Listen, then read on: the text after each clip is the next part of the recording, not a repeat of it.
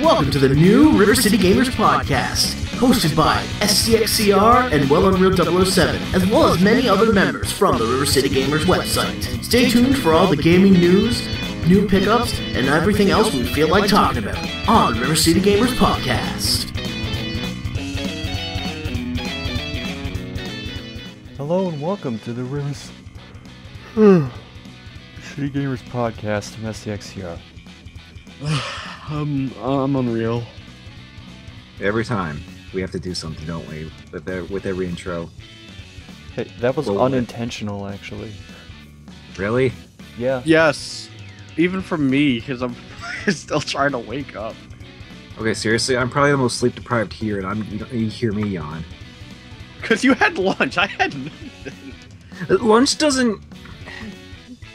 Even then, that's only a temporary energy boost, like eating something when you're sleep deprived. But anyway, enough of that. This isn't a sleep podcast. Who are you, anyways? I don't know. Does anyone? Yeah, you're Blonde Guy Gamer, right? I think. I don't know. All right. Who are we in this crazy world? Besides gaming news. Gaming news! So real. You son of a bitch, that's supposed to be my bit. Hey, we can segue into your things, can't we? Okay, fine, let's just go right into it. For the holiday season, well, Sony's made their first move. They announced a price cut for the PlayStation 4. Specifically, for the US, it's going to retail for $350, and for Canada, $430. Yeah, I should mention that our dollar's kind of in the toilet right now, so that's why it's somehow even more expensive than it was initially, released now. Great. Actually, I did the conversion thing from the US price. $350 American is actually $452 Canadian, so you're getting a slight discount. Great. Thanks, Sony. That still doesn't help me, really. So, theoretically, that pretty much makes the PS4 fall in line with the Xbox One, because the cheapest Xbox One you can get is around $350, like new, as far as I know. I'm assuming that'd be the same price in Canada, unless not. Did Microsoft do some weird shit and it's actually more expensive in Canada to get an Xbox One than a PS4, or are they priced the same? I'm gonna check that right now. But yeah, happy Canadian Thanksgiving. Everything's more expensive now. Wait till Canadian Black Friday. Well, we do have Black Friday, like the same time as yours. Even though we don't have Thanksgiving around that time, but yeah, I mean, yeah, imagine if you get a Black Friday earlier and then we just import from Canada. Canada Best Buy. Xbox One 500 gigabytes, Halo the Master Chief Collection Bundle, $349.99. In Canadian dollars? Oh, wait, that's a sale that ends in 4 days. Whoops. Never mind. Oh, so yeah, if we have a sale, then it's the same price. So then it's as it would normally cost. Great. I don't feel singled out here for being the one Canadian on this podcast. Well, at least you're not the only Canadian on the. I know. I'm just saying right now. I'm like. Well, speaking of being singled out, do either of you use any Steam curator groups at all? I don't know what the curator group stuff is. You know when you look up, when you go on a game store and you see like recommended by such and such, and they usually have like a little quote from like someone. I think that's the curator system. Yeah, I think I've seen that. Well, like I know of them, but I'm not really. Like Dick Froze Over, a 10 out of 10. That would be one of the reviews you'd see on like one of the games. Yeah, one of my favorites is ironic shitposting is still shitposting. But anyway, there's another Steam group, well, Steam curator group I should say. It's not got a lot of followers yet, but it's not recommending games, it's giving sort of anti-recommendations of games. It's a Steam curator group called the Scam Report, and it reports on abandoned early access titles, games from devs that have a history of abandoning games that don't have features that they say they will, or developers that just have a history of screwing over their customers. They started, So it's a group that's like saying don't get this game because of Don't these get reasons. Don't buy from these dirtbags because they're dirtbags. it's basically a curator group that sends up red flags on certain games. Like, they just started doing this back in August. They have done games like Journey of the Light, which was that game that only had 1 level but claimed it had 7. Reign of the Kings, because of the developer's history of abandoning early access titles. They did the Slaughtering Grounds. Yeah, I was about to bring that up. It's like, did they do Slaughtering Ground? At least they did. Pretty sure everyone knew. At least for that one, but... Oh, they did Pro Evolution Soccer 2016. I wonder why. The screenshots were taken from the PS4 version, not the PC port, which has much worse graphics. And that's actually true, by the way. It is, yeah. I heard about that. Hashtag fuck Konami. Anyway. Yeah. This... Hashtag Pachinko for life. In theory, I'm in favor of this, but this could be a very slippery slope to get on. Like, you might end up just creating lynch mobs for certain devs when there's not much reason to. Yeah, I mean, to me, like it might be unintentionally giving these types of games more I can't even say the word, publicity. I'm sure there's going to be always people that'll be like, "Oh man, this game looks so bad, but I'm morbidly curious. I'll try it out anyway," type of thing. I mean, we're kind of guilty of doing that with some games to begin with, but yeah, no one in this call has ever done that. Yeah, no one here has done a video series on like a particular type of games that he frequently gets on Steam that are usually really cheap or free to play or whatever. Perish the thought. Yeah, I mean, it is a good idea to say to be aware and inform people that this is bad. This game has done a bunch of things where it says it doesn't promises. I'm kind of losing my train of thought here, but Like, I'd say it's in some cases is kind of justified because the whole situation that happened with the Slaughtering Ground dev and how yeah, went on a complete tirade. Apparently there was a contest to like bash the game, and then they banned the people who bashed the game. Sadly, they're not the only developer that's done something like that. Yeah, but that's like one of the most recent examples, and well, Konami is an easy target because you know what's happening with that. But if we're not talking big name companies, yeah, I mean, a lot of bad examples of them just losing their shit and taking down videos that say, "Oh, your game's bad." Oh, the group actually did flag Grand Theft Auto 5. Wait, why? It was because of that whole thing. They said the game was on sale, but they were actually just price shifting so it wasn't on sale. Yeah, that happened during the, I think the summer sale. And then there was something about a shark card that you could redeem. Shark cards are it's basically the GTA Online money microtransactions. So yeah, that's shit. And that made it so you couldn't refund the game. Oh wow. Oh, okay then. But just going back to those more indie developed titles that raise those red flags.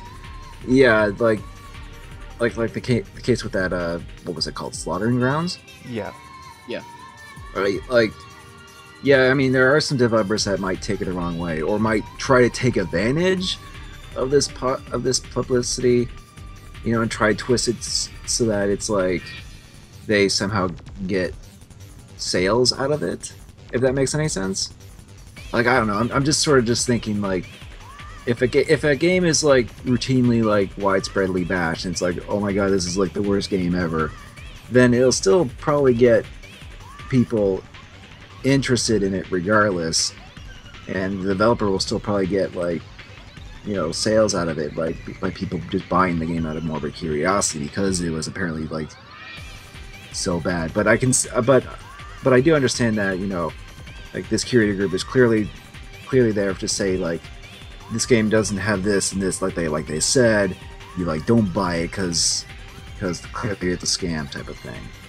So I don't know. I'm just sort of just thinking out loud with that sort of like with that mentality of being really self-aware of of all these games that are like, you know, being widespread and through those means anyway. All right, and we move from Steam to the App Store. Since iOS 9 came out, there's been a bunch of developers who have been pulling games from the App Store because of compatibility issues. In particular, Telltale Games has done this with a few of their titles.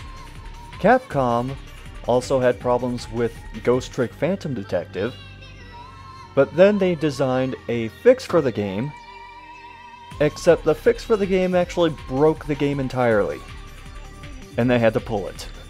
Oh. Thanks.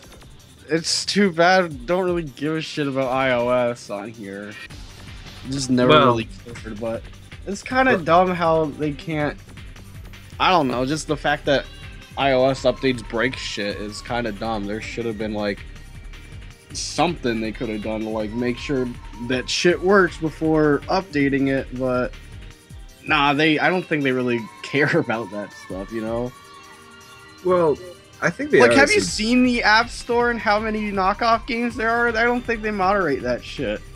Well, what are you talking about? Zenda the Linked Swords is a completely original title. Get that car 5. Or get that auto 5. Well, that's just like the App Store in general. I mean, you know, there's obviously like a lot of like really cheap knockoff crap there, but at the same time, you know, there are some decent like I would think like versions of games and things like that. Like I assume before they quote unquote try to fix it and then realize, oh wait, this isn't working properly, we need to take it down.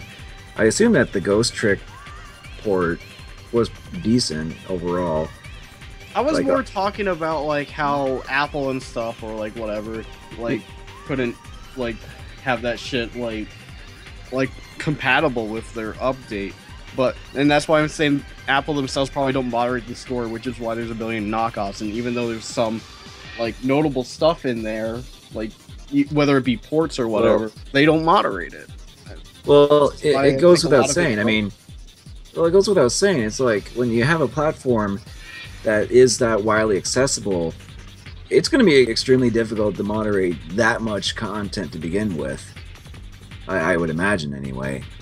And like I was saying earlier, like, I mean, there is some good versions and some good games I'm pretty sure you could find, but yeah, it is sort of just, it is a little disheartening to see that, you know, most of us don't really mobile game that much. I mean, I've played a couple games here and there on like my phone and on an iPad that I borrowed that isn't really mine, but it's not really a platform I would heavily invest into myself. But I can see the appeal of just having the convenience of it. Just if you're just waiting for something, or if you're out and about and whatever and just want to play a quick game or something, and just pull your phone, there you go. But yeah, this kind of stuff, it does make it difficult to like, I guess, keep it consistent in terms of like quality and what can stay with the stores with all these like weird updates and stuff. I probably should have mentioned this earlier in the list of stories, but Havoc has been sold by Intel to Microsoft. Okay. Like, as in the engine, the whole thing. Yeah, I was about to say the physics engine? As in the developers who were behind the physics engine. Okay. Yeah, there's really not much to say on that. Yeah, it's just prepare to see more ragdolls everywhere again. As if half of video games. As if every video game, including fucking Tony Hawk 5. But let's not talk about that. Speaking of, I need to do my daily check of Tony Hawk 5's Metacritic score. I forget, is Tony Hawk 5 on Steam? I don't even know if it is on PC. Was it? Because if it was, I'd be, let's do the daily check of Steam reviews. Well, I think they were planning for it and then it didn't happen. Yeah. Good job, idiot. Because, well, think Tony Hawk HD was on Steam, but even then, that's not favorable. Last I checked, anyway. Let's see. Xbox One version, 40. This is out of 100, by the way. PS4 version, 33. Oh, and user scores 2.0 and 1.6 out of 10. How did Xbox One get 40? I think it's because fewer people reviewed that one, and there were more people who gave it middle-of-the-road reviews. Yeah, I guess so. Because it seems like a lot of reviewers lean towards PS4 for, like, multi-plat for reviews now, where back then it was 360, you know? It's kind of, whichever one they think is winning the quote-unquote console war, they do that. And only go to specific console if there's, like, exclusives to review. Well, it would make sense if they would, like, if they lean more towards the version that, on the console that that people would own the most out of the... Or the other exception is if a port of a game, like, comes out, like, you know... Oh, it was on these consoles first, but then it goes there, they'd cover that. There is good news for Pro Skater 5. The 360 and PS3 versions sit at a not reviewed yet out of 10. Well, I by figured, far the most positive reviews. Well, I almost thought you said the good news is these versions are canceled. But you know, no. at this point they might as well be, because I mean, we're kind of at the point where it's like new games on like the 360 and PS3 are not really. It's a waste of resources, honestly. A lot of people have actually moved on to like the new consoles, so developing last gen is really worthless now. Yeah, or PC. I mean, there's still. I mean, granted, there's still going to be like a few like JRPGs and stuff. Like I'm pretty sure Tales of Zestiria is going to be on PS3 as well. But yeah, granted it's Tony Hawk 5, but I imagine like the PS3 and 360 versions of those are even more inferior. Which, you know, imagine that. But yeah, it's like I remember getting like Alien Isolation on PS3, and you know, it's still a good game, but I have noticed that the frame rate on like mostly on cutscenes, was like jittery on that version. So it does make me feel like, if I do get on like PC or something, it'll probably be a better version. But anyway, we've been kind of going on a weird tangent about Tony Hawk and then last gen games not being really that relevant. Yeah, so why don't we go back to Valve again? Okay, so what about Valve? Well, they're starting to crack down on devs trading in game keys for positive Steam user reviews. And this is actually something that I knew about. There was a developer called Rose Portal Games that made a game called Epic Quest of the Four Crystals. And they ran a promotion primarily via their Kickstarter for a different game, in which they gave people free copies of the game in exchange for reviews of the game within the first 24 hours of its release. Okay. And Steam responded to this by wiping all the reviewers that took part in that particular giveaway. Like, you mean like removed the reviews or banned their accounts? They removed the reviews themselves. Okay. Well, yeah, that makes sense. Because the entire reason they do that is so that, with the way Steam's organized, the games that are newer releases with like more positive reviews tend to get more exposure on their Steam page. So they just want to get rid of those reviews so that you know, people don't exploit it, right? Yeah.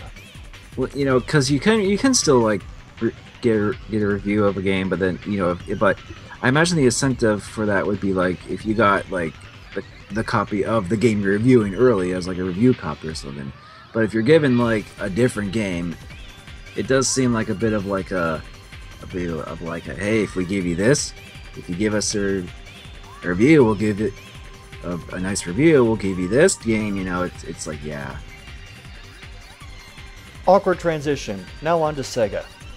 Well, what we traditionally know as Sega, which is the video game company, has actually been doing well. There's another part of Sega that has been, according to some analysts, bleeding money from the company for about a year now. Can you guess what part that is? shit. What else do they do? Um, Do they do pachinko? No, they can't. It's pachinko. Oh my... Their gambling machine business has been losing money for about a year. And because of it, they are giving quote-unquote voluntary retirement to roughly 200 employees. This is something they also did earlier in the year to about 300 employees from the video game division. Guys, pachinko's the future, though. Didn't you know? Hit the lever? I don't know. I'd rather play a game of Lucky Hit. That's weird. Like, I mean, granted, you would think that, you know, they keep doing this pachinko stuff because it's a popular thing in Japan. You know, it's pretty much like kind of like our slot machines or whatever. But at the same time, it's like whenever these video game companies keep divulging into this, it's hurting them more in the long run. I mean, I obviously don't need to say anything about Konami, but I'm surprised Sega's falling into this too. Like, I didn't even know Sega did pachinko stuff too, until you mentioned it. Yeah, like... Oh, they've been doing it for a while. Well, yeah, and I guess it wouldn't surprise me that they would do this, but it's just weird that I guess Konami's partially to blame for this, but it's like it's weird that you would see this backlash against pachinko stuff when it's something that these companies kind of did in the background. But I guess Yeah, the thing is, Sega has apparently still been making games, though. So... Well, yeah, I mean... Granted, some recent ones weren't good, but... At least they're still trying, where Konami just flat out quit.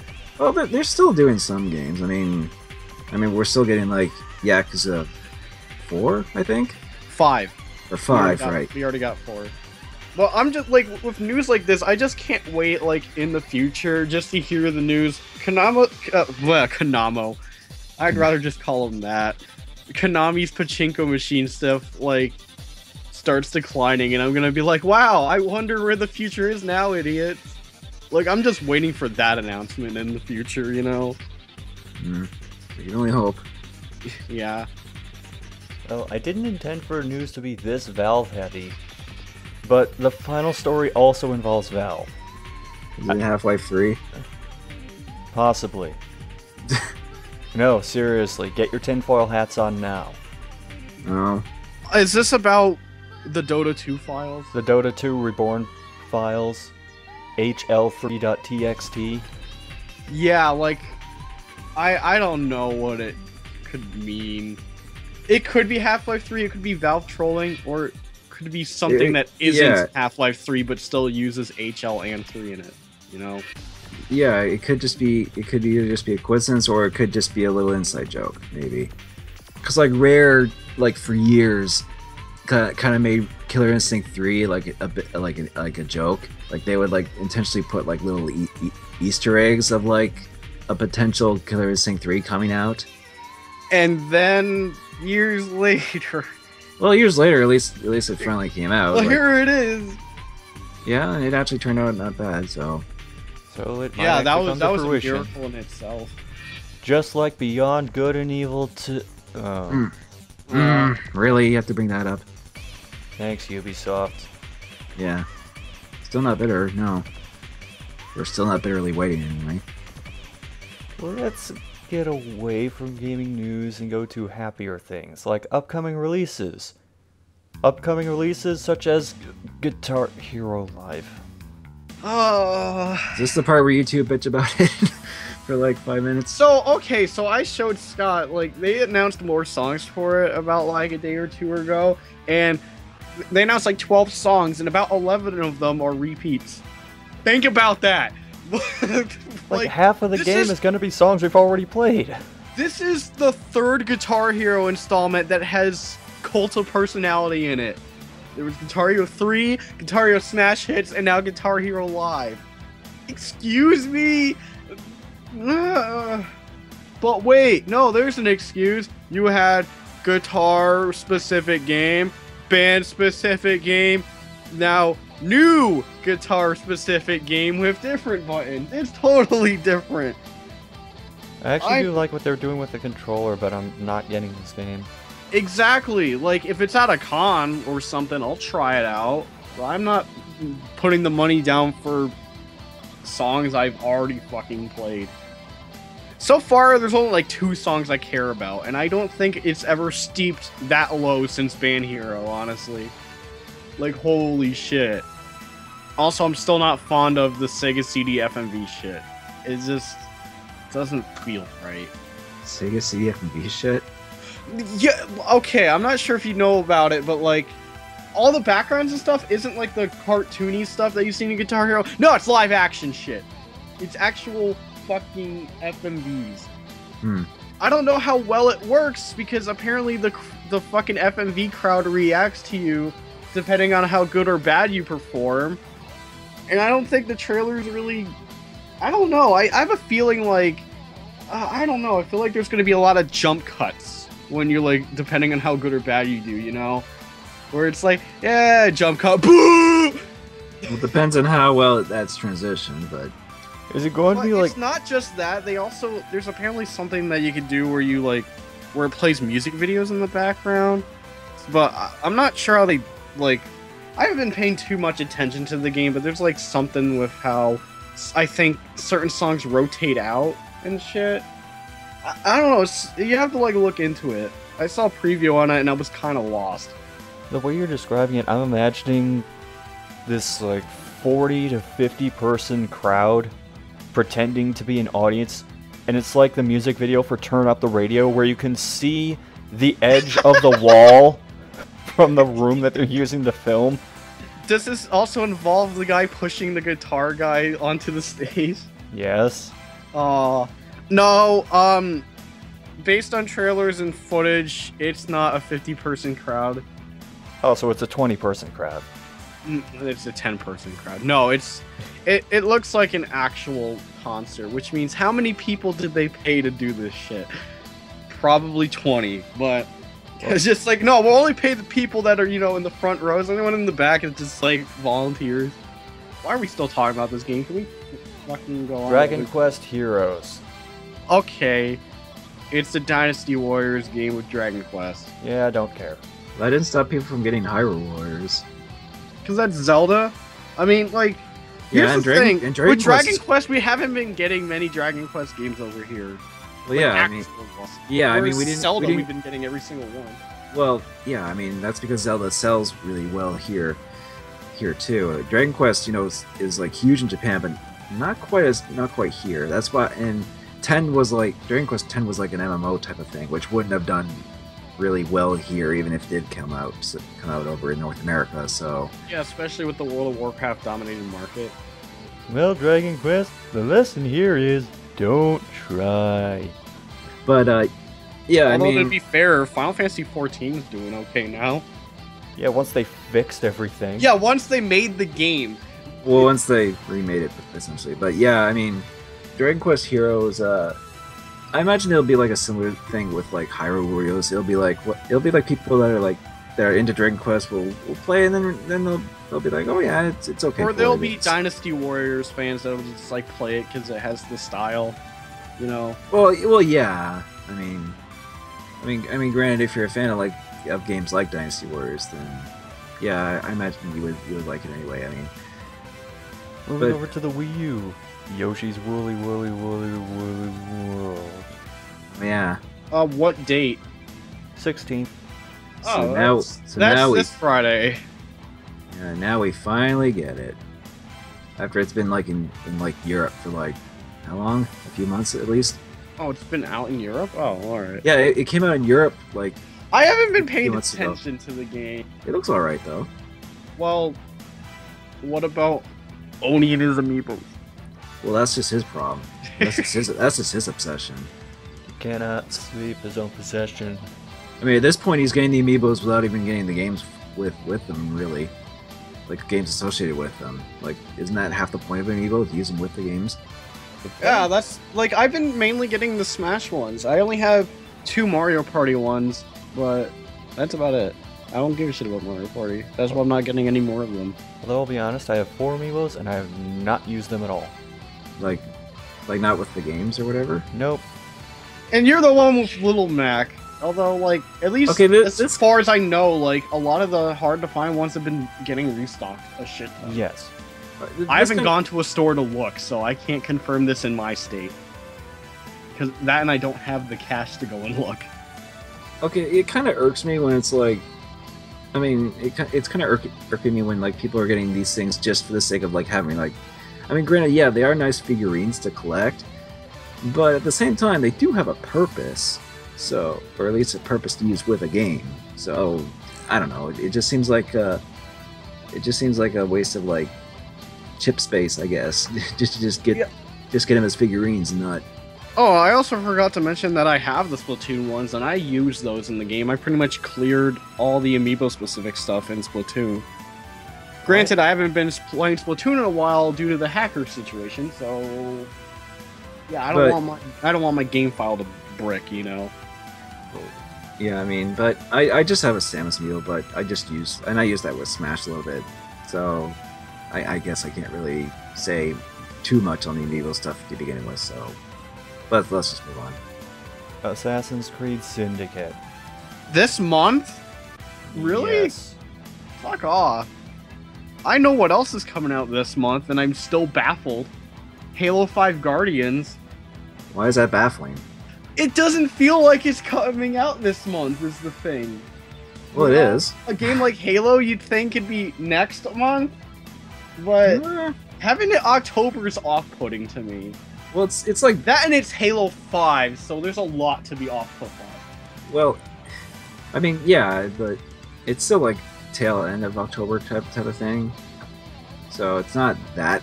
It's still like a couple weeks from now anyway. So, but yeah, I mean, it's Halo 5, so Probably going to be out by the time this podcast goes up on the 3DS, Legend of Legacy. I don't know if I'm buying that, you know. I don't know. I've played it. I've played the demo. I have no idea how far you can get in the demo, actually. Because, like, there's a whole thing where you could transfer your save data into the full game. But I don't know how far the demo goes.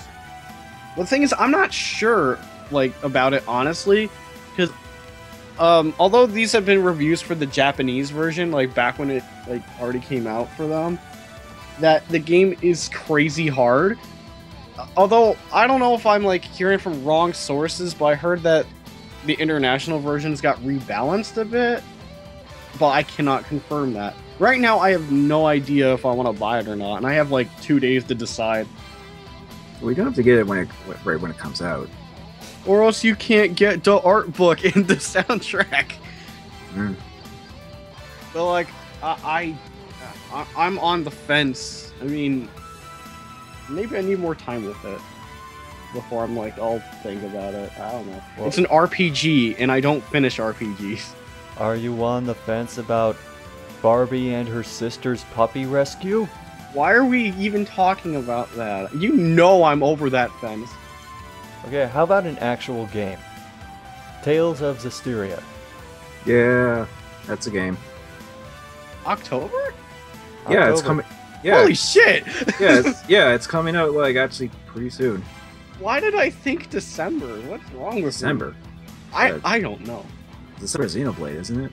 Yeah, I know December Xenoblade, but, like, I thought that game would, like, the last time I heard about Zestiria's date was 2015. That's it. Well, yeah, I'll admit it kind of threw me off too, you know, and I'm the Tales guy, so it's like, oh, it's coming out like this month, man. And not only that, it's gonna be I mentioned this earlier, but it's gonna be on PS3, PS4, and it's actually gonna be on PC. This is like the first, like, PC retail Tales game that we're getting. Now the question is, will the PC version suck, or will it actually be fine? I don't know. I mean, that's the scary thought. I don't know. I mean, I could get the PC version if I wanted to get it now, or when it comes out. Well, could you run it? Well, on my new computer, I should be able to. I mean, granted, I probably would want to get a physical game on PS3 or 4 just for collection's sake. And though I imagine, like, down the line in my retrospective series, if I am going to do Zestiria, it'll probably be the PC version for recording sakes. Granted, if the PC version is, you know, a good port and all that. or I'll probably mention it. I'll probably maybe mention the difference between the PC and console versions if there's any in that anyway. But now I'm kind of like leaning more towards video updates. So, Well, going into November, we have What Am I Looking At? Need for Speed. Next. Did you say yes or next? I said next. I don't want to. On a lighter note, also near the beginning of November, for pretty much everything except the Xbox One Shovel Knight. Yeah, like the Xbox One version, like this is a physical release. Keep in mind. Oh, like, okay. The whole Xbox One version is like having publishing problems. So we're like, but I'll be trying out the Wii U version. well, I already did. Because like download- I don't have the game, so getting physical version is like I'll definitely do that. I already downloaded it on the Wii U, so back when it came out. So, but yeah, I mean, if you want to get the physical copy, then there you go. Scott, didn't we miss a game for October? Did we? Yeah, isn't it Fatal Frame? Yeah, Fatal Frame Maiden of Black Water. Download only. I was like looking into that, and apparently one guy said the thing was 19 gigs. Is that true? 16 gigs. That's still bad. There's like no way. external hard drive. I mean, I have no qualms deleting my free copy of Wii Party U, keep in mind. But, you know... I know we're sticklers for this kind of stuff when we prefer physical over download, but It's really important in the Wii U's case because of how little space we got. I mean, PS4 and Xbox One, whatever. You have quite a bit of space. You can easily manage that. Wii U, it's just really small. well, I know it's small, but you can use external hard drive or something, right? Yeah, Has to that have a power requires me source. to pay extra for something. Sorry, what was that, Scott? Has to be a hard drive with its own power source, otherwise it can eventually crap out. Hmm. So yeah, Yeah, not- and that's like the whole thing. Like, we'd have to buy something else just for that, you know? Well, I know, but Like, would the free to like, I know it's the whole free to start thing. Have they said like you have to download the whole thing to free to start, or does it only like I don't believe allow so. you to, or is it partial because it only lets you play like the first two whatevers? it would have to be partial to just have you play the first chapter or two. Yeah, because I hope it's not you download the whole file size, but you can only play the full thing, and then you pay for the unlock key. It's like, if it's partial size, I'd be fine with that, to at least start it out and try it, you know? And even then, if I did upgrade, I'd probably have to, like, delete stuff. I kind of want to see what my file size on Wii U is. Oh, I can already tell you, I do not have the room to be able to download the game.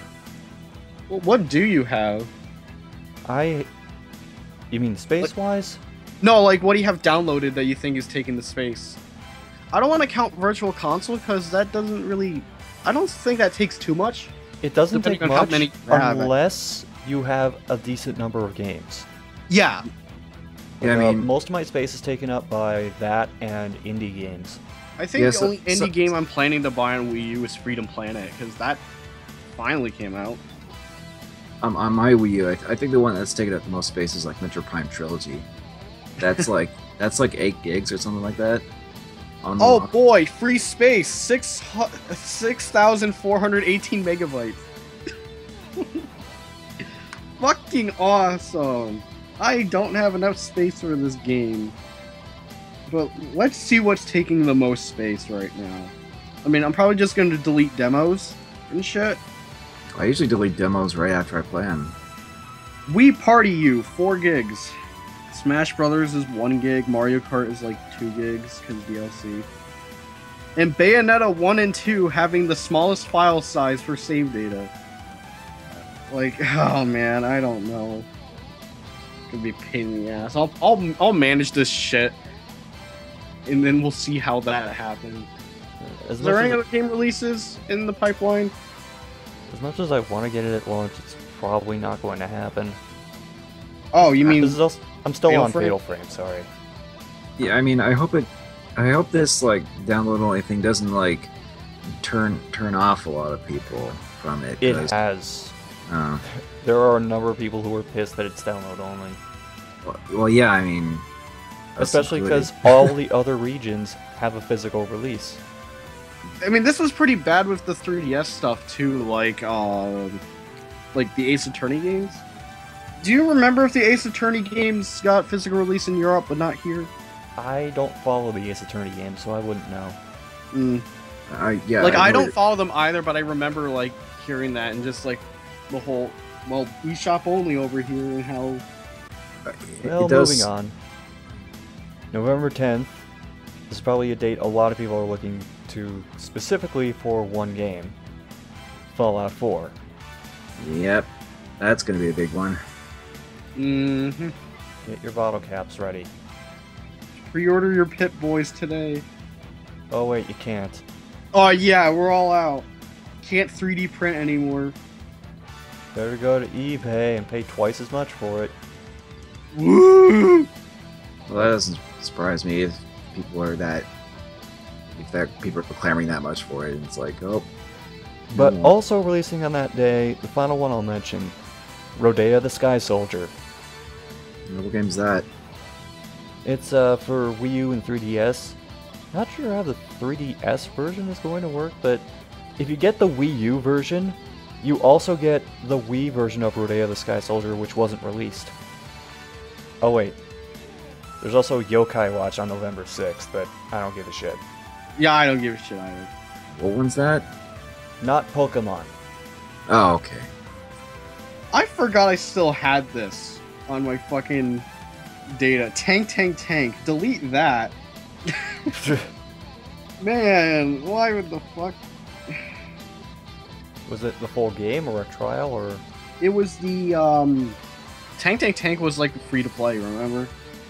It had a physical release and then it went to the free to play model. Yeah. I don't actually have Wii Sports Club, so I'm gonna delete that.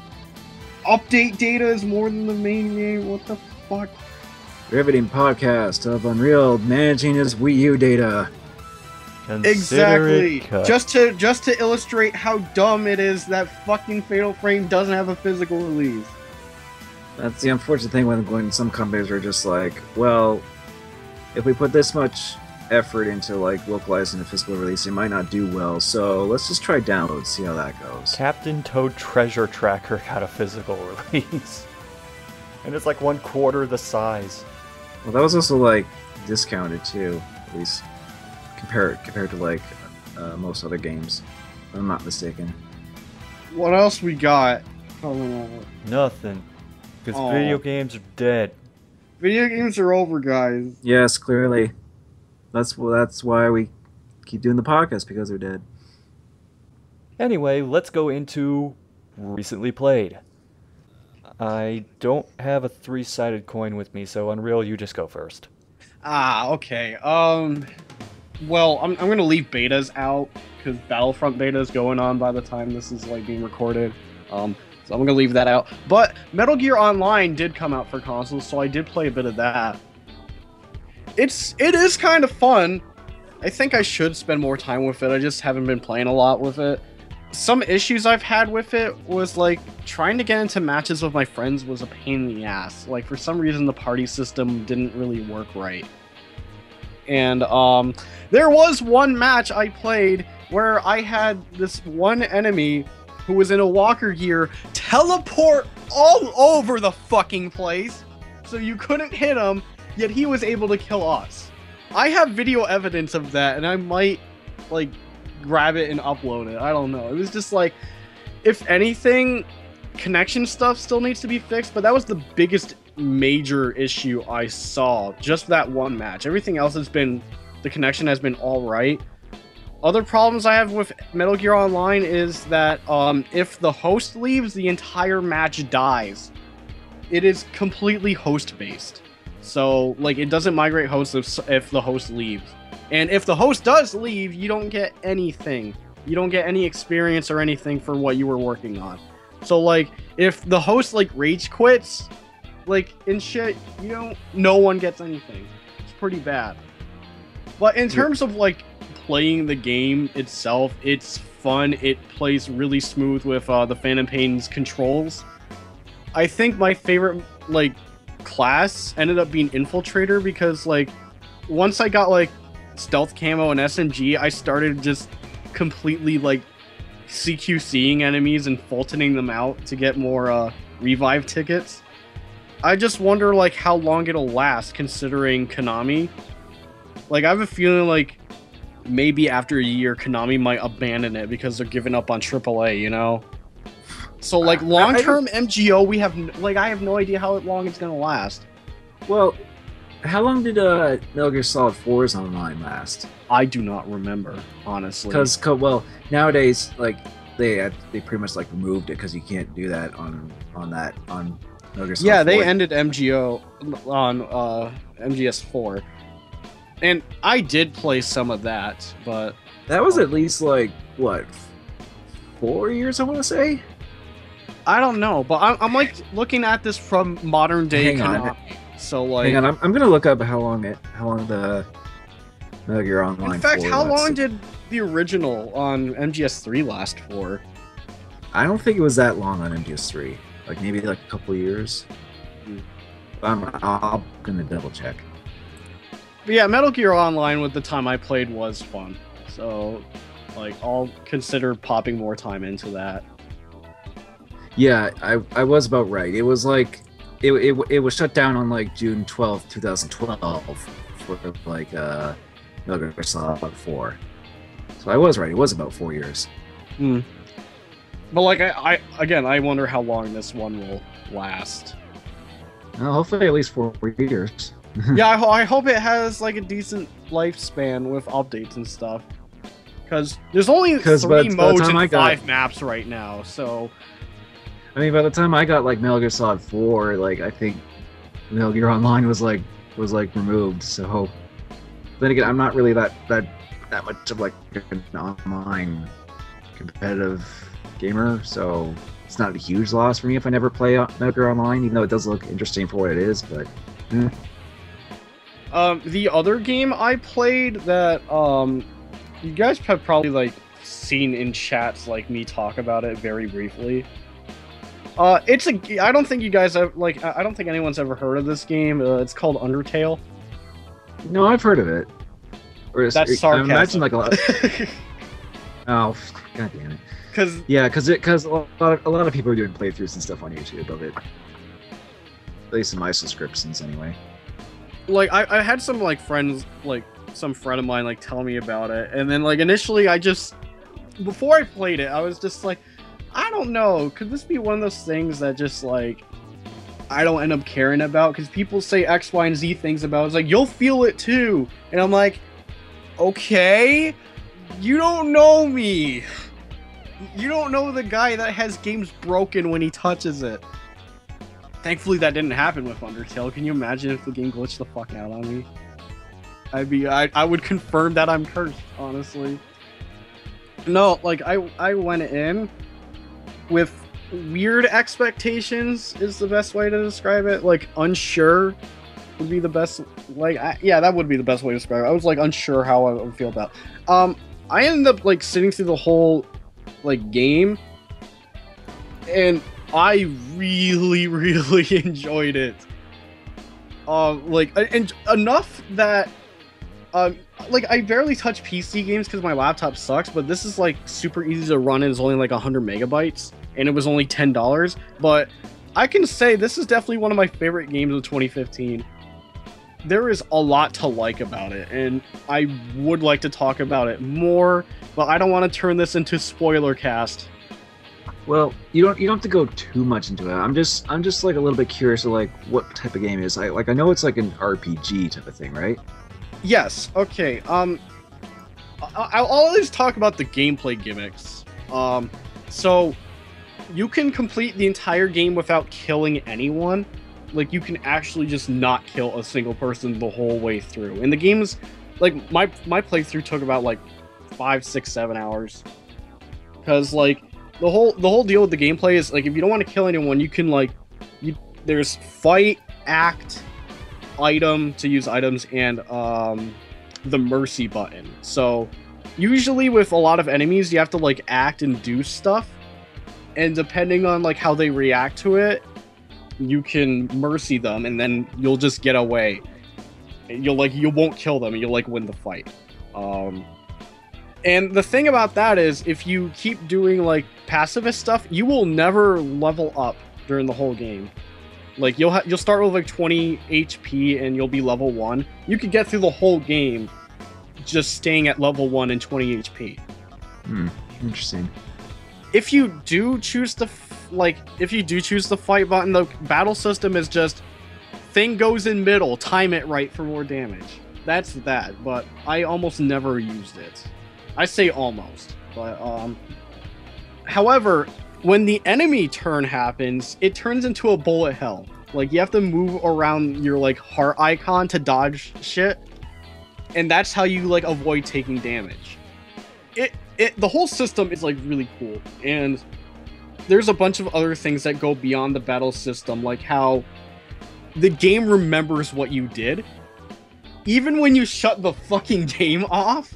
So, like, for example, like, you can, like, say you kill something and blah, blah, blah, and then you just, like, oh, you want to go back and restart. The game will fucking remember. So, it kind of, like, fucks with you in a way. The music in it is really, really good. A lot of the characters are enjoyable, and the game is funny. But one last thing I will say about it, depending on how you go through the game, like say you, alright, there's actually multiple ways to play it, but not a lot.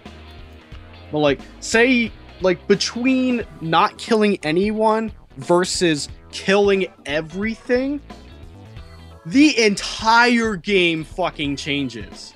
Like, the only playthrough I've done is pretty much don't kill anyone, and after that, I did not want to go back and do the kill everyone playthrough, and I'm just gonna leave it at that. It's only $10. I recommend buying it. It isn't a long RPG, but it's definitely one that obviously takes some influence from Earthbound, but it's its own beast, both in gameplay, characters, and everything. So definitely give it a shot. Yeah, I think I probably will at some point. Like, yeah, like if you have to catch, it is not computer intensive at all. Well, yeah, I imagine, but it may just fucking infect you with a virus. No. Well, I was just gonna say, like, yeah, I mean, I know a lot of people are doing videos and stuff on it, so I've been kind of like been avoiding it. It'd be like, well, if I want to play it, I want to play it first. Then honestly, you're gonna have to be hard pressed to avoid looking at anything, because like I'm not looking at anything. That's why I just said. That's why I said. That's what I usually do if there's if someone's playing through the game that I'm like legitimately interested. I mean, no offense, Scott. I mean, with your playthrough of Stasis, I kind of want to get that and play through it myself first before I spoil myself watching your playthrough of it.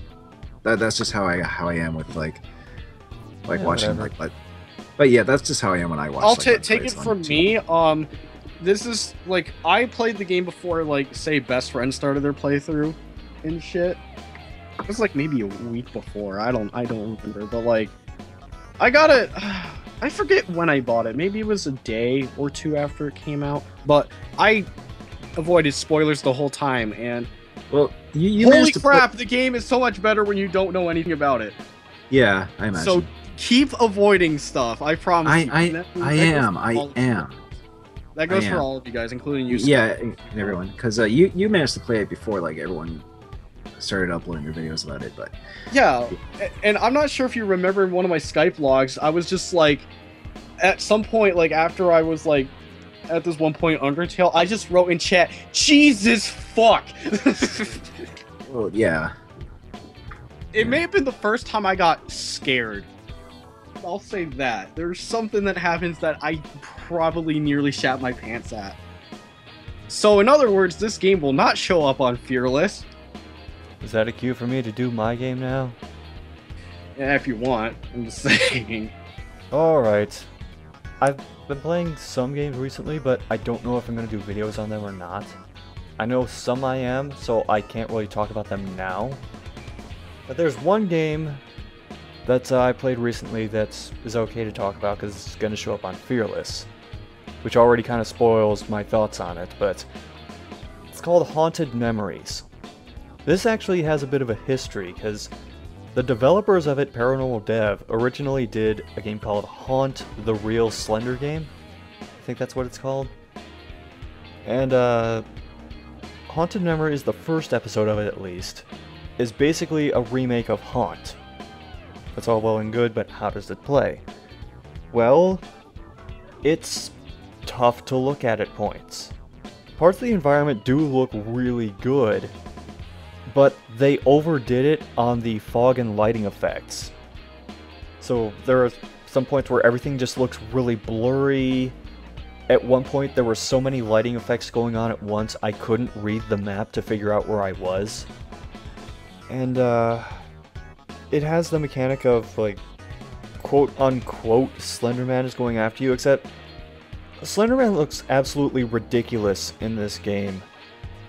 Think like Jack from Nightmare Before Christmas, but with Dr. Octopus's, like, mechanical tentacle things coming out of his back.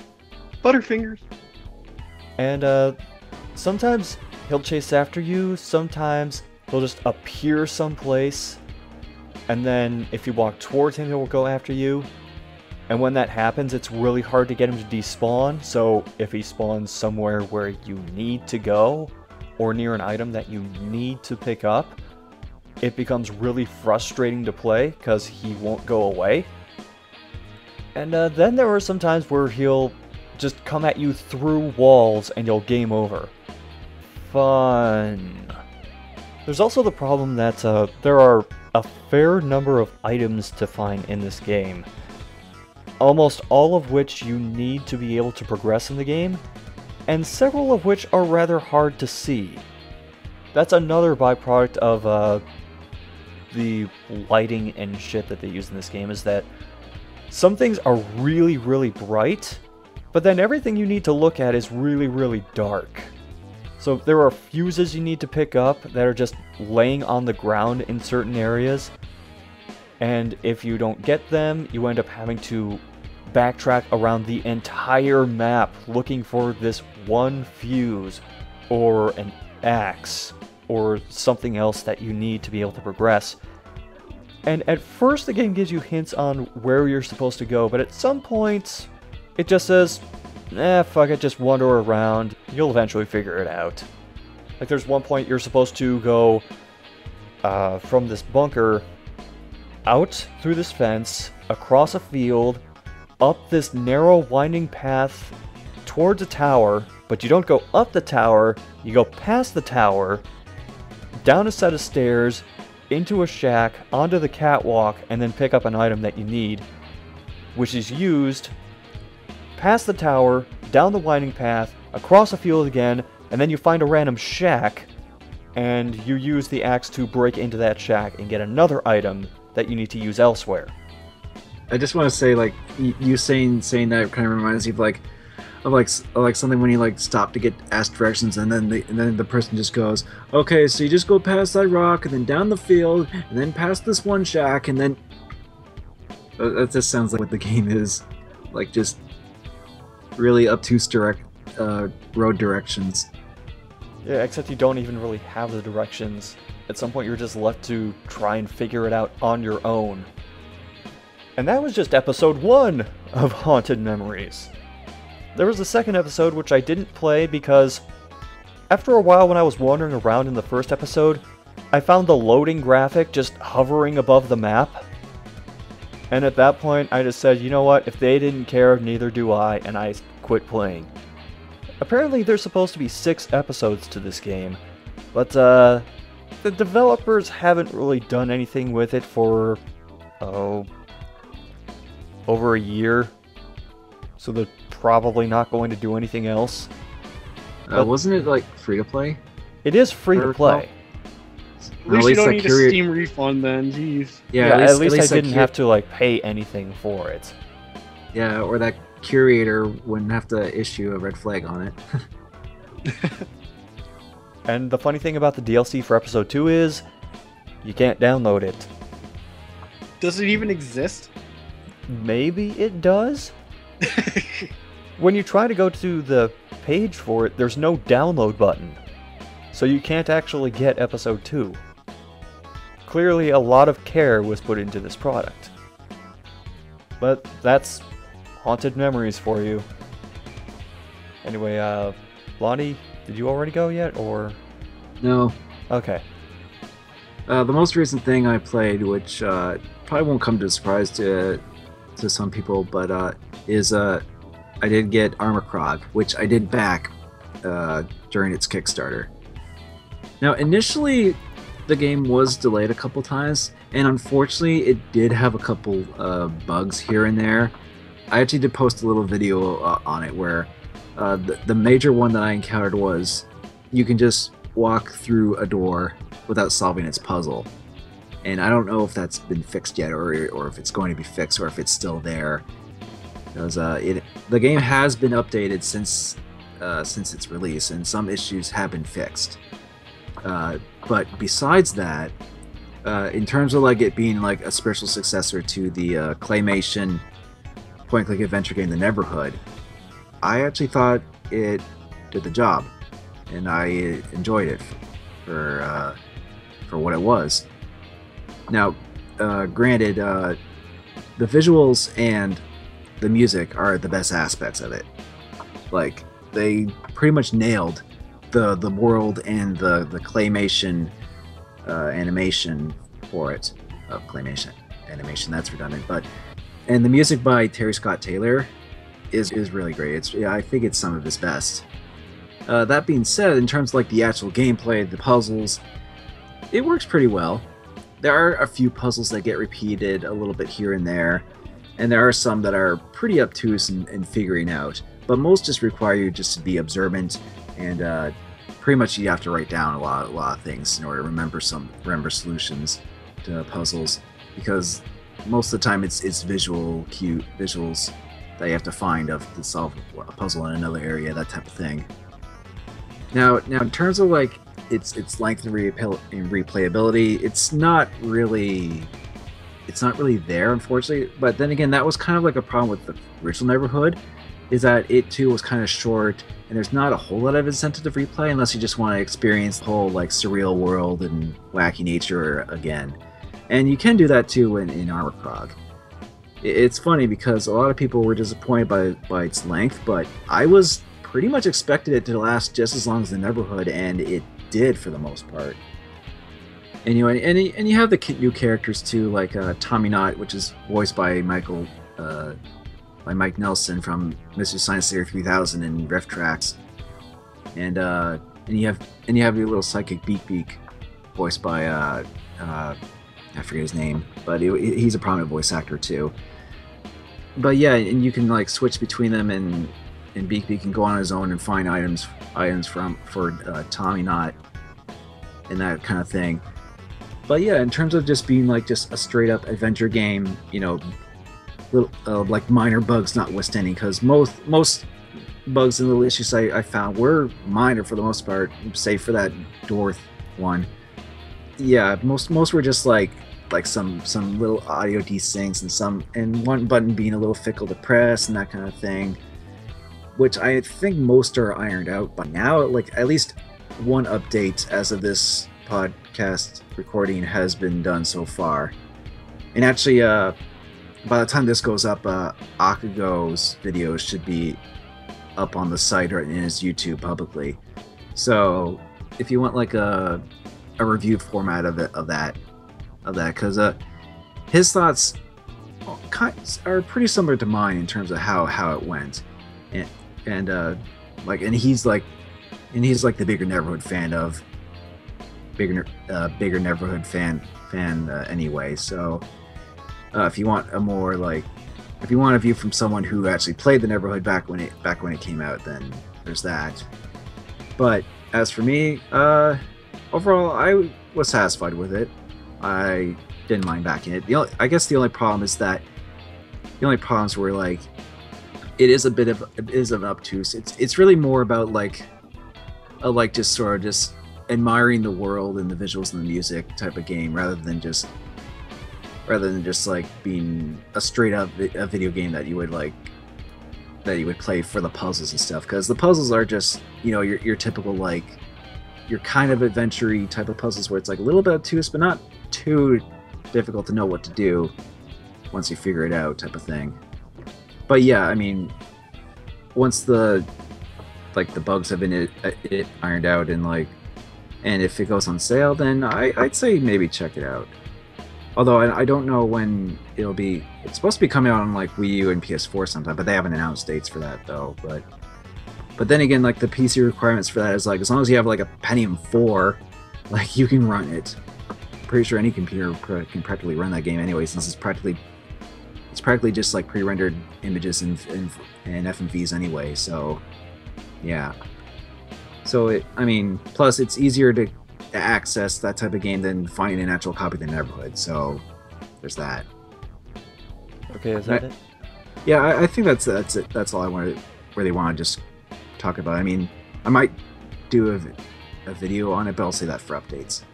Okay. And now that we're done with that, why don't we go into our discussion topic? Are either of you familiar with SAG-AFTRA? Not really. No, I almost thought you said Sega in some sort of like weird ass language. But no, I have not. No, SAG-AFTRA is Screen Actors Guild, American Federation of Television and Radio Artists. Okay, that sounds more familiar.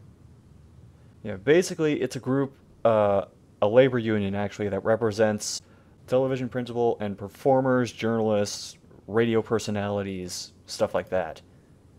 And relevant to this discussion, voice actors, namely for video games. There's an agreement between SAG-AFTRA and several high-profile video game studios such as EA, Warner Brothers, etc., which they're in the process of renegotiating, and the two sides are really far apart on it. And as such, the members of SAG-AFTRA recently voted on whether to authorize a voice acting strike, and 97% of the members said yes. So there's a very real possibility that the voice actors could go on strike, which would mean these studios would not be able to use any voice actors associated with the Screen Actors Guild, American Federation of Television and Radio Artists. Sorry, I still had to look that up. Now you might say, who cares? But there are several high-profile actors associated with it, such as Steve Bloom, DC Douglas. I believe David Hayter's involved in them in some regard. And there are a number of people who have been showing their support for this with the hashtag Performance Matters on Twitter and Facebook. In particular, John St. John voiced his support for the strike. So what would this mean if this strike were to happen? Like in terms of like game development, or particularly with games that are like, you know, that require voice acting? Well, it would mean that studios would not be able to use any actors associated with that union, and would just have to do it on their own, either with their own staff or with non-union workers. So what you're saying is, if the strike happens, voice acting would devolve to like the English version of Chaos Wars, that one like PS2 strategy RPG where the voice actors were literally like people within their own offices and people related to them, if I remember correctly. Pretty much. I mean, there are instances where you can get like non-union actors or people who just aren't really terrible actors and you wind up getting them on your title, but can you really count on that? I don't know. What about like people who are actual actors that are using voices, like what's his name, Peter Dinklage, since he was in Destiny? Does he count as like part of that guild, or? Wait, Peter Dinklage is in Destiny? Not anymore. Well, yeah, not anymore, which I guess is a semi-relevant thing to talk about, because apparently in like upcoming like DLC or whatever, he's not available for voice acting in that. So, like, ever since Taken King came out, he got replaced by Nolan North. Actually, is Nolan North supporting this too, or? Well, I don't know. Because Nolan North is another like one of the big ones in terms of voice actors. Okay, I can't find anything that says whether he is or isn't. But No. I am also finding videos urging Troy Baker to support Performance Matters. Well, yeah, Troy Baker's another prominent voice actor too. So, I imagine if you already said like Steve Bloom and a few others were in support, but I imagine if like Troy Baker and like Nolan North were in support of this too, then it'd be like, yeah, those are like pretty much all the big voice actors. And the thing is, I'm actually kind of for the actors on this one. Because the truth is, video game voice actors don't usually get paid that much for their work. Yeah, I mean, I guess voice acting in general is, the reason why like Nolan North and Steve Bloom are like in a ton of stuff is because, in order to make decent money, you have to be in a lot of stuff. It's also why you see, and this is going on kind of a tangent, but you see John St. John getting pissed on Facebook that people like Samuel L. Jackson are doing the chase card commercials instead of somebody else. Yeah, that's another thing where it's like, I mentioned like Peter Dinklage earlier, where it's like you get all these, where you get like high profile celebrities to do voices in the game, and that's like a marketing ploy where it's like, Peter Dinklage from Game of Thrones is in Destiny, Not anymore, though. What a waste of money. Well, he was. Well, that game had like a $500 million budget, so Yeah, look where it went. Peter Dinklage.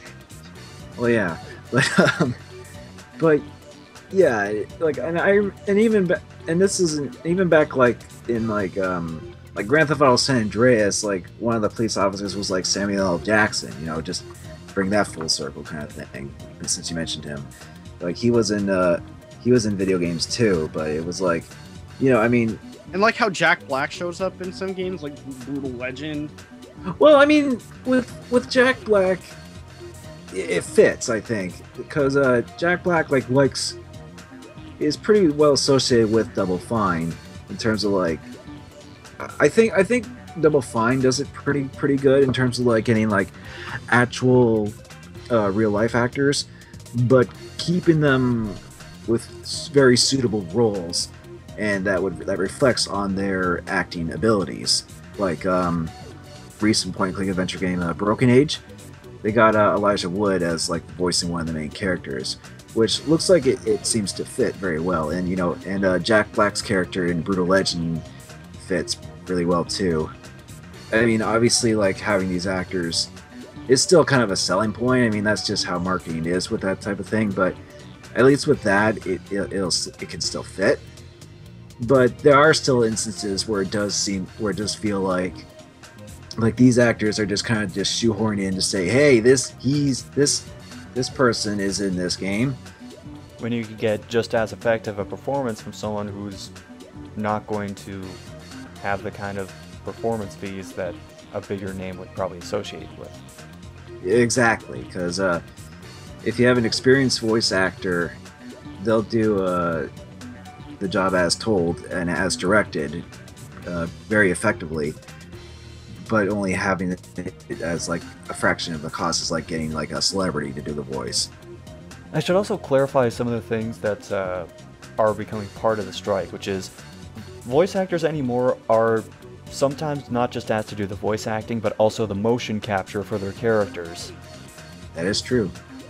I think, Lonnie, you were at that one panel where DC Douglas was talking about how he had to do motion capture for some game, and they said, like, you grab the gun off the table and you roll and then you shoot these guys, and he says, I have a bad back, so I can grab the gun and shoot. It's like, that's not part of what he signed on for. Yeah, that's kind of funny how, like, I guess in order to have the voice actors, I guess feel their role, some voice capture can help with that, because I know a lot of recent games do this, where it's like they'll be motion captured while they're performing their lines. And Naughty Dog is like probably the best example of that. They did that with Uncharted and Last of Us. Oh yeah, you can definitely tell with that. But at the same time, it's like if there's any like really extensive stuff that they would have to do, that like you mentioned with like the bit with DC Douglas, then you could just as easily like get like stunt people to do those motions to animate. I mean, granted, they would still have to like dub over that sequence if there's like a lot of like yelling and like and all that. But now I'm not sure if this would apply, but Until Dawn, right? Right. So like they got like not voice actors, but they had actual actors. What they did was interesting. I like decided to look at their behind the scenes stuff.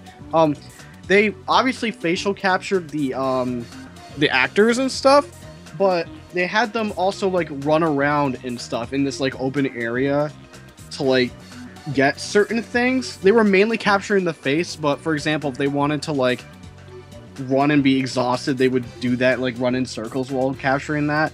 And they still had a separate team to do the entire motion capture of the whole body, though. So they didn't have, like, the actors do that. They just had the actors for the face stuff. But they still had them kind of get involved just to get proper emotions out, So it's kind of interesting how they did it that way. Whereas, like, I'm pretty sure, like, they signed on knowing that. Instead of like saying, okay, now you just gotta get decapitated. No, I didn't know. Oh, I should specify some of the things that are being proposed by the other side of this argument. And keep in mind, I'm reading these off of SAG-AFTRA's site, so there is going to be a slant to this. The employers are proposing that they can fine voice actors $2,500 for showing up late or not, quote, being attentive to the services for which you have been engaged. Now, by that definition, checking your phone for a tweet could be considered not being engaged. Well, I assume you don't check your phone while you're in like the recording booth or whatever, but yeah, that does seem... Yeah, but that's at any point, not just when you're in the booth. Yeah, that does seem vague, where it's like, are you, like, does that, like, I guess it's specifically, like, when you're on break or something that you can only do that, I imagine. In addition, the voice actor's agent can be fined $50,000 to $100,000 if you're not sent out for certain auditions. Again, that's a little vague. What specifically has to be, or what could be fined for like what auditions they couldn't go to or something. Now there is one thing I'll say, which is there's the gray area of companies hiring their own employees to play characters in games. And there's one particular guy who I particularly agree with on this. Does the name Dan Teasdale ring any bells? Who? Sorry? He's one of the developers for Roundabout. Oh, then, okay. No, I don't know the name. He said, if I can pay these voice actors what they want and still hire someone from in-house to play a part, then he's 100% for the agreement. And I don't know if either side is going to budge on that particular bit of the negotiation talks. I mean, they've already had 2 meetings where they tried to hammer this out and no progress has been made. Yeah, I mean, the two sides seem pretty set on what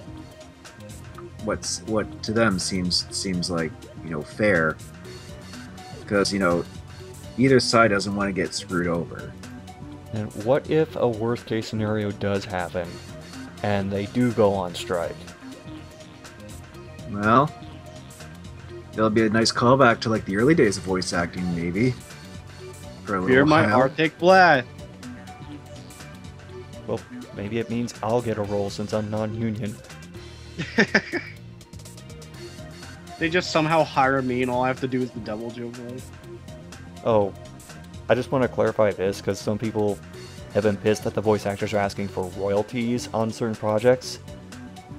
The only time they're asking for those is if a game sells 2 million units or more.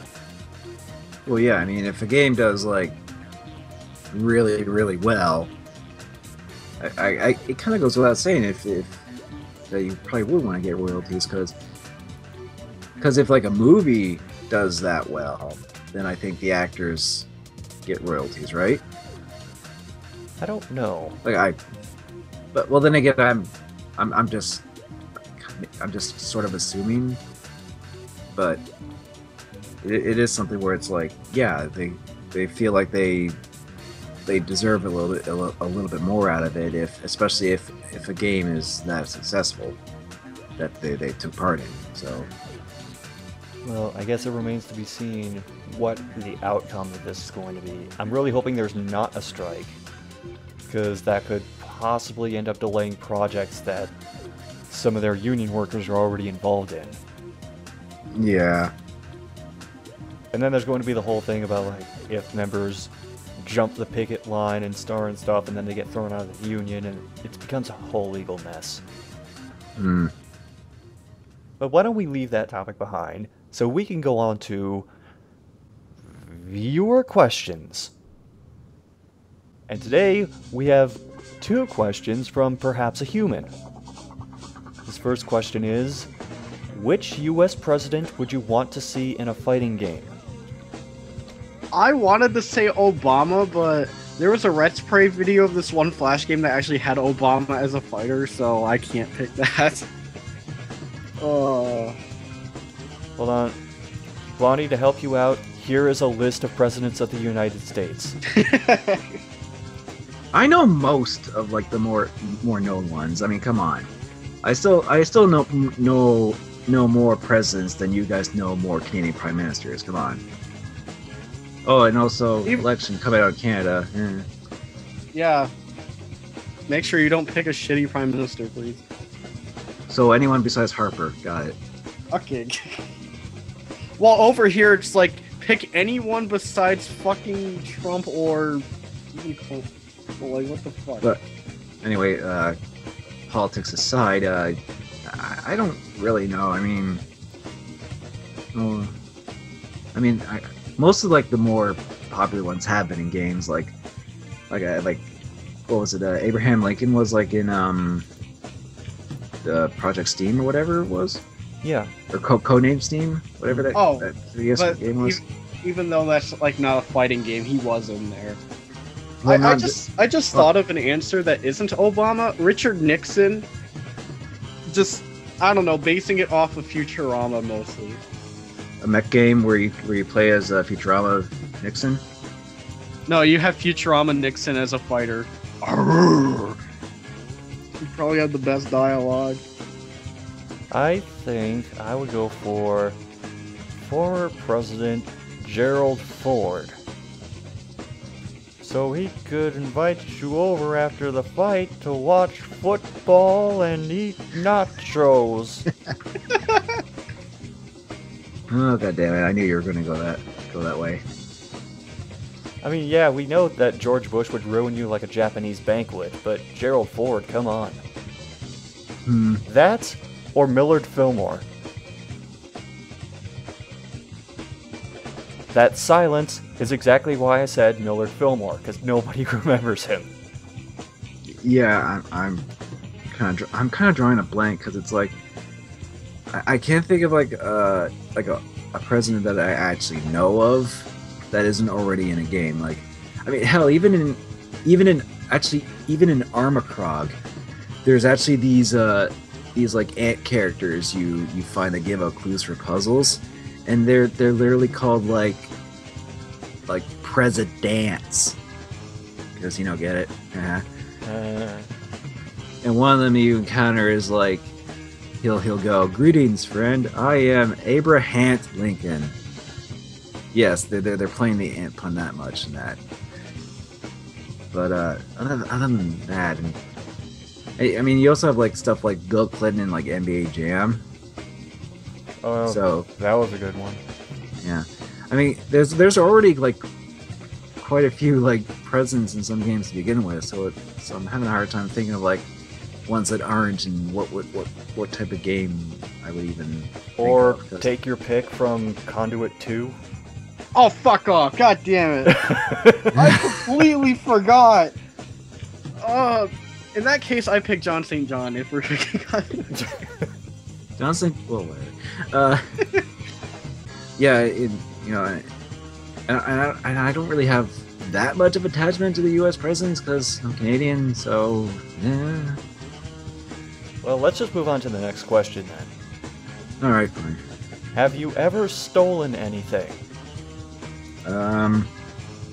Like in real life, or Yeah, that's my question. Real life or game or figuratively speaking, or does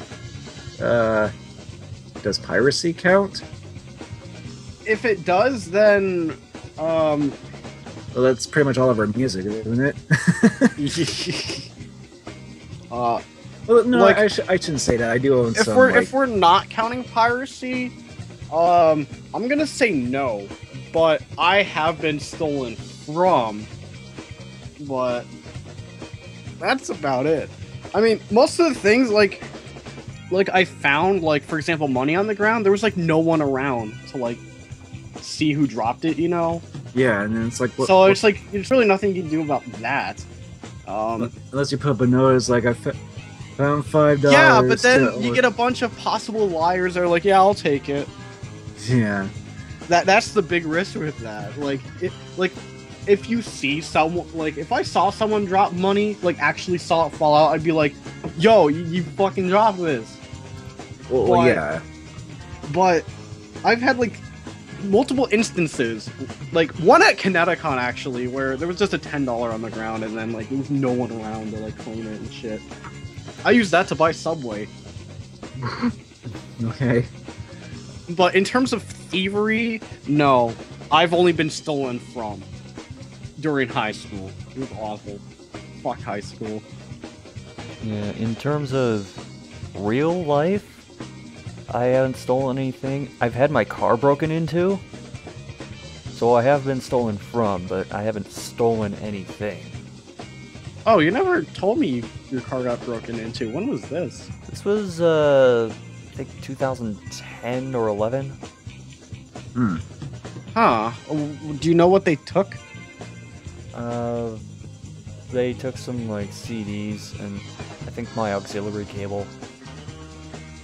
Had a lot of fun replacing the driver's side window for that. Yeah.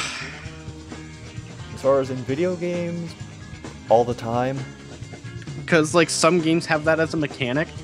Well, I Or it's the main goal. I play if a you're- rogue in EverQuest, so it's kind of part of the deal. Well, yeah, I mean, if you play a thief class, it's pretty much doing that all the time. If you play Thief, the game, you do that for the whole game.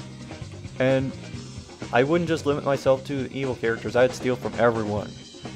I would steal so much from the town guards. Somehow I stole the sword out of a guard's hand. Man, you give I've give stolen in Zelda. Man, you could Tiger Ichimaru from Baldur's Gate and run for money.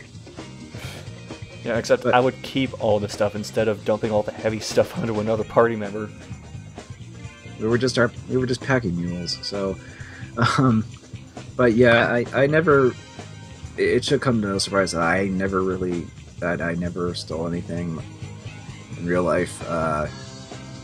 Piracy is like, you know, stretching it because I try to like stick to like getting like if I were to prefer to, I would get like the official soundtracks and stuff. And I do have a few soundtracks of some games and stuff too. So I mean, if we're just talking about just music, but then again, everyone just kind of just listens to music on YouTube anyway. So it's Yeah, not really- like YouTube usually just gives music all the time. And then you got stuff like I don't know, like Spotify or whatever. So it's like music's kind of like a non-issue really. Not anymore. Even though like the music industry like wants it to be an issue when it's When really it not. really is not. Yeah, I mean, other than that, and even in games, I generally don't go for for the stealing class in a game. I mean, even in something like Fallout, I don't generally like be a thief type of character. So it's, I guess the only time it would come to play is if I have like a thief character in my party in an RPG, and they have like a steal item command move. You know, I'll do that, you know, because it's like, hey, free items from enemies. So, you know, whatever. Well, but that's pretty much my extent. in a Fallout game, even if I'm not playing a character that I plan to steal a lot, I still have the lockpick ability, just in case. Well, yeah, I mean, I still do lockpicking in Fallout anyway, so. But I don't like break into houses and steal shit, so that's not how I really play. So. And that's pretty much it for viewer questions this week. So, if anyone wants to ask us a question to be answered on the podcast, feel free to leave us a message on the YouTube upload, or give us a direct message us on the site, or ask us a question on Facebook, facebook.com/RiverCityGamers. For now, though, let's go into video updates. And I might as well go first on this one. My update is I really don't know when I'll have the next episode of $5 Gaming ready. It's not just because of the recording issues I've been having. It's also because I'm going into midterms, and then at the end of October, I'm going to Youmacon. In fact, Blondie, you're going to be there too, right? Yep. Even though going to an American con will cost me a lot more, because as we mentioned at the beginning of the podcast, the Canadian dollar's in the toilet, but that won't stop me. Yeah, so prepping for that is going to take up most of my time. And as such, I may end up getting a little behind on Fearless and Strumming the Bassline, although I'm going to try and keep that up to maybe once a week. And I am hoping, possibly around Halloween or shortly after Halloween, well, that's Youmacon, so it would have to be before or after and not during.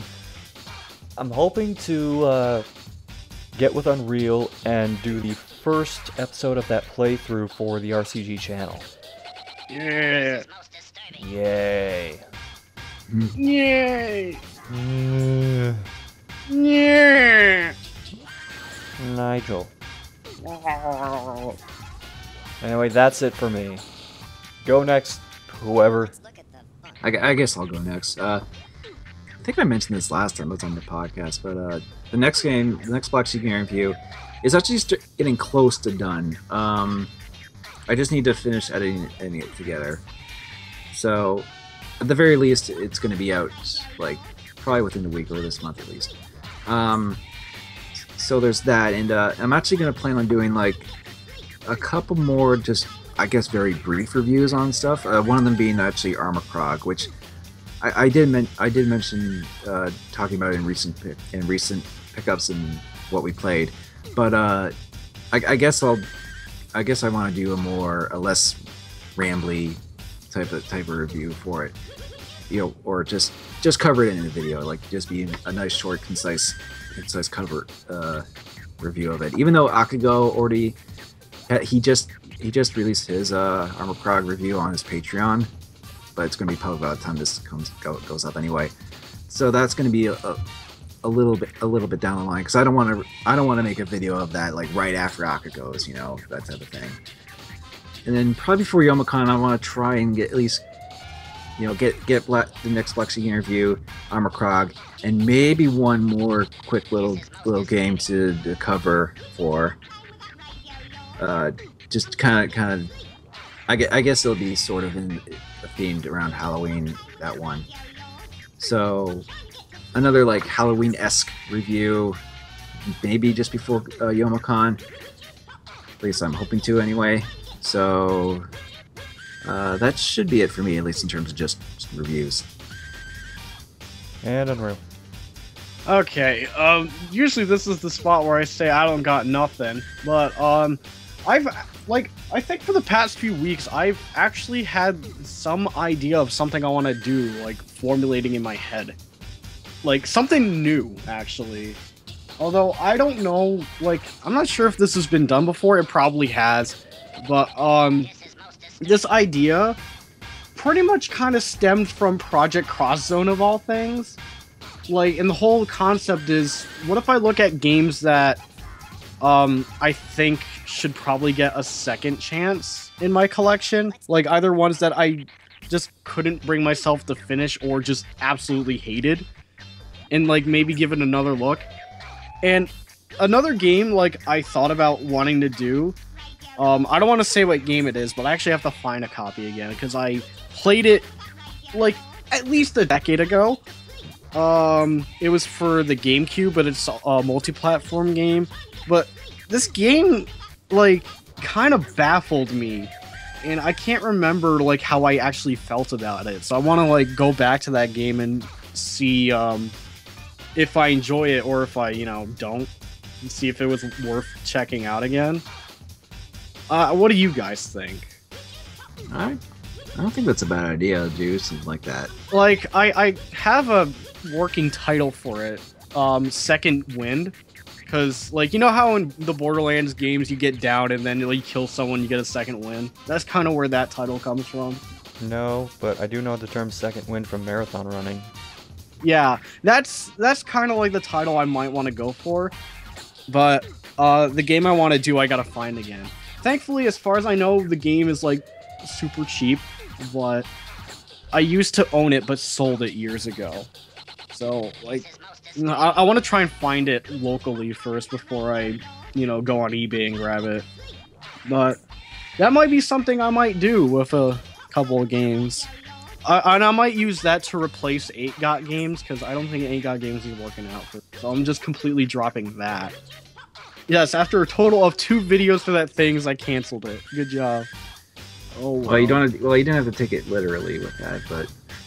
No, I know. I'm just like I'm not doing 8GOT games anymore. But I'll try Second Wind and maybe see if that'll work. Cause like there's a lot of potential with that, with some stuff I own. I mean, hell, I put Project Cross Zone on that list. I've had a 3DS capture device, but I don't, so I can't cover that game. Oh well. But that's pretty much like the whole idea I've had in my head, and I might go through with it as long as I find that one game to like get a start on, and hopefully I actually do it. And that's the only thing outside of waiting on SCR to start the playthrough for the RCG panel we were gonna do. Panel? No, we don't have a panel. No, I'm sorry. I meant video playthrough. Yeah. Channel, not panel. Fuck. Close enough. Anyway, that brings us to the end of the podcast. Once again, I'm SDXCR. I'm Unreal. And I'm Blanca Gamer.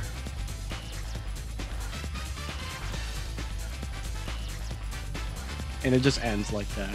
Yes. Perfect. Perfect. Just like have it cut off. I'm